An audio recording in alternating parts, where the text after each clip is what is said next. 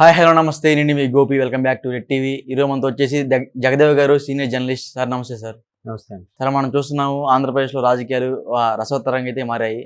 సజ్జల రామకృష్ణారెడ్డి గారు చంద్రబాబుపై ఒక విమర్శలు అయితే గుప్పించారు. బీజేపీతో పొత్తులు అయితే ప్రయత్నాలు చేస్తూనే ఉన్న చంద్రబాబు గారు ఆడు ప్రయత్నాలు చేస్తూనే ఇటు పక్క కాంగ్రెస్తో కూడా మాటమాడుతున్నారు అని సజ్జల రామకృష్ణారెడ్డి గారు విమర్శించారు. దాని మీద మీరేమంటారు? సజ్జల రామకృష్ణారెడ్డి గారు ప్రభుత్వ సలహాదారులు వైసీపీకి. ఆయన అంటే జగన్మోహన్ రెడ్డి గారు నెంబర్ 1 అనుకుంటే ఆల్మోస్ట్ ఆల్ నెంబర్ 2 సజ్జల గారే అనుకోవచ్చు. ఒకప్పుడు విజయసాయి రెడ్డి గారు అనేవారు, ఇప్పుడు సజ్జల గారి పేరు ఎక్కువగా వినిపిస్తుంది తెర మీద. అయితే సజ్జల రామకృష్ణారెడ్డి గారు ఇప్పుడు కాదు, షర్మిలా గారు పక్క రాష్ట్రంకి వెళ్ళిపోయినప్పుడు ఏం స్పందించలేదు. తర్వాత షర్మిలా గారు సొంతంగా వైఎస్ఆర్ తెలంగాణ పార్టీ అని పెట్టుకున్నప్పుడు కూడా స్పందించలేదు. కానీ అదే షర్మిలా గారు కాంగ్రెస్తో పొత్తు పెట్టుకుంటారంటే మొత్తం స్పందించారు. ముందు ఇక్కడ నుంచి వెళ్ళిపోయినప్పుడు ఇలాగ వెళ్ళిపోయి అక్కడ వైఎస్ఆర్ తెలంగాణ పార్టీ పెట్టుకున్నారు. ఏంటంటే ఆవిడతో మాకేం సంబంధం అన్నారు ఈయన. సో అదే అంశం మళ్ళీ అక్కడ షర్మిలా గారిని అడిగారు, ఏమంటే మీరు కాంగ్రెస్తో పొత్తు పెట్టుకుంటున్నారు కదా, ఒకప్పుడు మీ అన్నయ్య గారికి అన్యాయం చేసిన పార్టీ అన్నట్టుగా బయటకు వచ్చి మాట్లాడారు.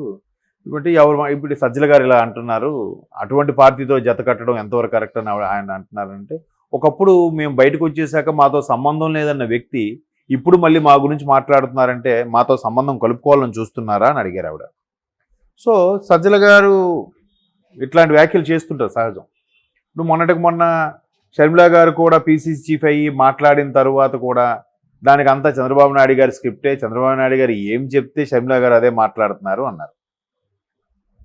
ఆ తర్వాత షర్మిలా గారు అక్కడ తెలంగాణ వెళ్ళిపోయేటప్పటికి వైఎస్ విజయమ్మ గారు కూడా వైఎస్ఆర్సీపీ గౌరవ అధ్యక్షురాలు పదవికి రాజీనామా చేసి ఇంతవరకు బాబుతో ఉన్నాను, ఇకపై బిడ్డతో ఉండాలనుకుంటున్నాడు అని కూడా ఇండైరెక్ట్గా ఇక్కడ ఉండలేకపోతున్నాను, ఇక్కడ ఇమ్మడలేకపోతున్నాను అనే వ్యాఖ్యలు వచ్చేలాగా ఆవిడ ఆంధ్ర వెళ్ళారు. ఇక్కడ నుంచి షర్మిలాతోనే ఉంటున్నారు, అలాగే ఉన్నారు. మొన్న కూడా ఆవిడ వాళ్ళ అబ్బాయి పెళ్లికి సంబంధించి కూడా ఆవిడ అలాగే ఉన్నారు. తర్వాత ఆవిడెవడో థ్యాంక్స్ గివింగ్ గురించి మాట్లాడుతున్నప్పుడు కూడా పక్కనే ఉన్నారు షర్మిలా గారు. సో తల్లి అనుకున్నట్టుగా బిడ్డతోనే ఉంటున్నారు, అది క్లియర్. సో అప్పుడు కూడా వైసీపీలో మాట్లాడే సజ్జల గారు ఏం మాట్లాడలేదు. ఇప్పుడు ఆవిడ పీసీసీ చీఫ్ అయ్యి రాష్ట్రానికి వచ్చిన తర్వాత జనరల్గా ఆవిడ ఎవరిని విమర్శించాలి? ఇప్పుడు ఏ పార్టీ అయినా ఎవరైనా పార్టీ పెట్టినప్పుడు ఫస్ట్ ఎవరిని విమర్శిస్తారు? అధికారంలో ఉన్న వాళ్ళని విమర్శిస్తారు. మీరు రూల్ చేసే అధికారం సరిగ్గా లేదు అనే చెప్తారు ఎవరైనా. ఇప్పుడు బరిలకు ఉంది, ఆవిడకి ప్రభుత్వం ఏ అన్యాయం చేసిందో తెలియదు కానీ అంటే ఏం లేదు, గ్రూప్ 2 వేయలేదు అని చెప్పి మీద ఇది అయింది ఆవిడ.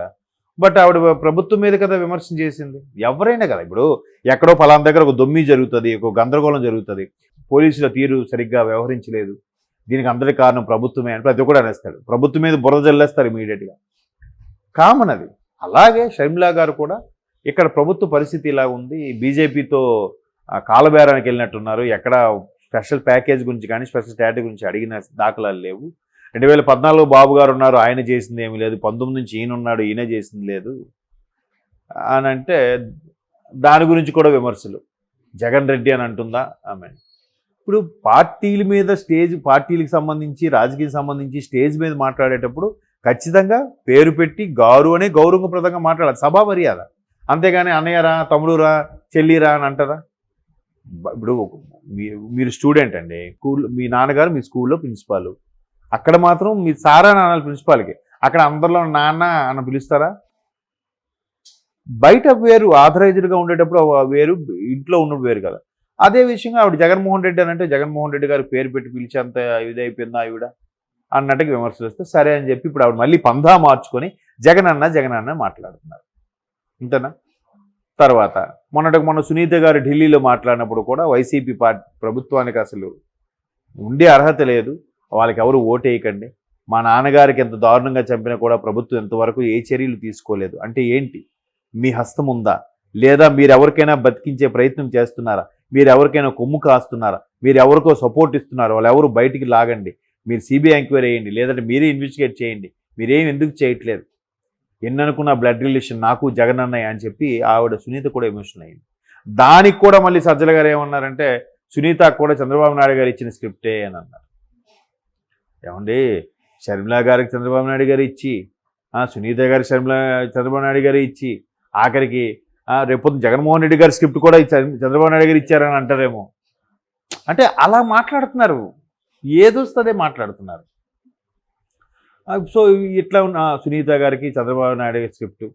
తర్వాత మొన్న ఇక్కడ రేవంత్ రెడ్డి గారు గెలిచినప్పుడు కూడా ఏమన్నారు, కేవలం రేవంత్ రెడ్డికి బ్యాక్ బోన్ అంతా చంద్రబాబు నాయుడే. ఎందుకంటే వాళ్ళిద్దరిది గురు శిష్యుల బంధం. రేవంత్ రెడ్డి ఎంతవరకు ఎప్పుడు చంద్రబాబు నాయుడు గురించి బ్యాడ్గా మాట్లాడలేదు, ఎక్కడా బ్యాడ్గా చెప్పలేదు.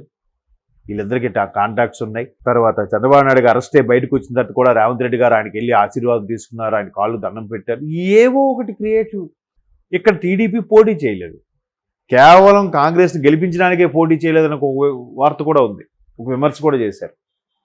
అన్నీ ఇట్లా ప్రతీది కూడా చంద్రబాబు నాయుడు గారే చెప్పి చేపిస్తున్నారు. జగన్మోహన్ రెడ్డి గారిని కాంగ్రెస్ హయాంలో అరెస్ట్ చేయించింది చంద్రబాబు నాయుడు గారేనంట.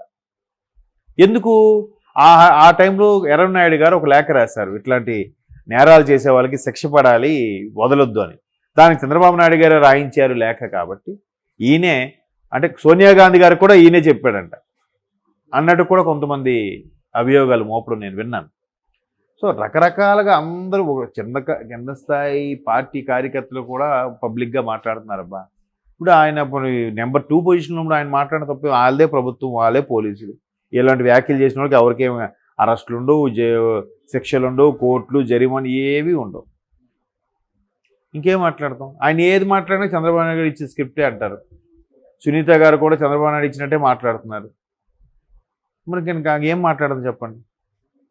మరి వీళ్ళకంటూ సొంత అభిప్రాయాలు ఉండవా? ఇదే షర్మిల గారు మిమ్మల్ని వచ్చి రాష్ట్రం వెళ్ళిపోయినప్పుడు అప్పుడు కూడా మాట్లాడచ్చు కదా. అప్పుడు ఏదో బుజ్జగించి చెప్పి, బాబు ఇట్లా జగన్మోహన్ రెడ్డి గారు జైల్లో ఉన్నప్పుడు ఆవిడే అన్ని పాపం తిరిగి పాదయాత్ర చేసి అన్ని చేశారు, పార్టీని బతికించారు. మరి ఆవిడకి ఏదో చూశారు, మరి అప్పుడు ఎవరైనా మాట్లాడారా? మాకు అనవసరం, మా ఎలా అయితే పోతే పోనీ మా వరకు ఫేవర్గా ఉందా లేదా, మా వరకు రావాల్సిన ముడుపులు వస్తున్నాయా లేదనా ఆలోచిస్తున్నారు ఎవరైనా. సో కాబట్టి సజ్జల రామకృష్ణారెడ్డి గారు ప్రతీది కూడా వైసీపీకి ఫేవర్గా ఎంతవరకు మాట్లాడాలో అంతవరకు మాట్లాడేశారు ఆయన. ఇంకా మాట్లాడడానికి ఏం లేదు. ఏది చెప్పినా కూడా వైసీపీ ఫేవరు, మిగతా ప్రతిపక్షాలను దిగబట్టడం. ఏది చెప్పినా అంటే కొంతమంది ఉన్నారు. ఇప్పుడు చాలా మందిలో వైసీపీలో 151 మందిలో ఎమ్మెల్యేల్లో కొంతమంది, ఒక 5-6 ఈ విధంగా వైసీపీకి చాలా ఫేవర్గా మాట్లాడుతుంటారు.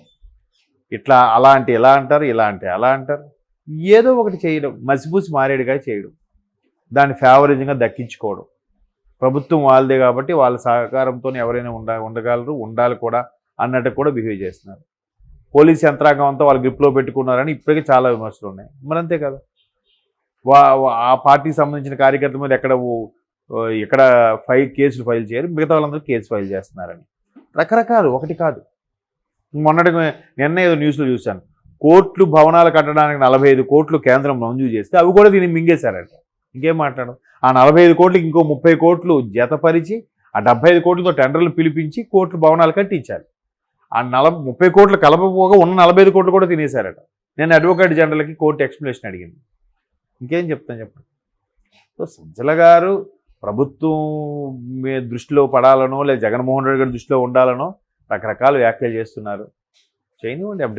ఇప్పుడు ఎలా ఉంటుందంటే, చాలామంది అబ్బా మనం ఇట్లా ప్రతిపక్షం తిడితే ఖచ్చితంగా అన్న చూపు మన మీద పడుతుందా, లేదా ముఖ్యమంత్రి గారి చూపు మన మీద పడుతుంది, మనల్ని ఆయన పేషీలోకి లాగేస్తాడు, మనం ఫుల్గా బాగా సంపాదించుకోవచ్చు, ఇలాగే ఉంటుంది ఎవడ ఆలోచన అయినా.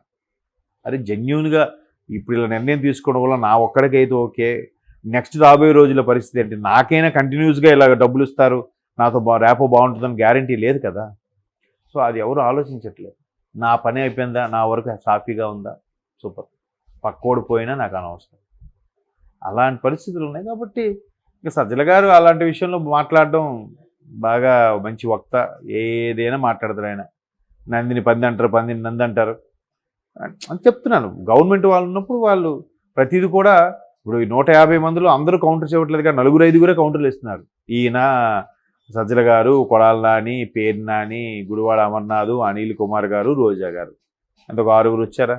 మిగతా వాళ్ళు లీడర్లు కాదు. మిగతా నాయకుల పేర్లు ఎవరైనా గుర్తున్నాయా? లేవు. దాన్ని బట్టి మీరు అర్థం చేసుకోవచ్చు. Okay sir, thank you sir.